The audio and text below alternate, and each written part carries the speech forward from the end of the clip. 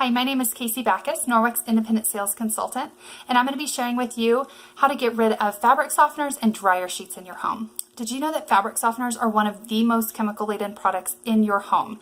They're designed to coat your clothing, which is against your skin all day long, and your skin is your largest organ. Anything that goes on your skin can be absorbed into your bloodstream within 26 seconds. So what we're washing our clothing in is really important.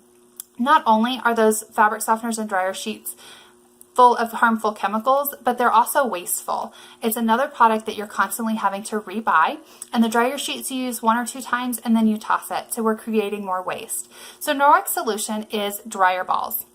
We have 2 different kinds of dryer balls, but the way these work is that they tumble around in your dryer, causing the air to circulate more thoroughly through your clothing, so they dry quicker, and you can also reduce your heat setting. So if you start getting any static, just reduce your heat setting and dry them for a shorter amount of time, because your clothes are drying too quickly, and that's what's causing that static. So the different options here is these green dryer balls have a hole in the middle, so you can add water, which releases steam as you're drying, so it will reduce the wrinkles in your dryer or in your clothing. And then the wool dryer balls are my personal favorite. They come in a pack of 3. I throw all 3 of them in the dryer, but the reason I love these is because I can add some essential oils on here, and then it releases a scent into my clothing, and it's a much more natural scent than adding all kinds of harmful fragrances from our dryer sheets and our fabric softeners.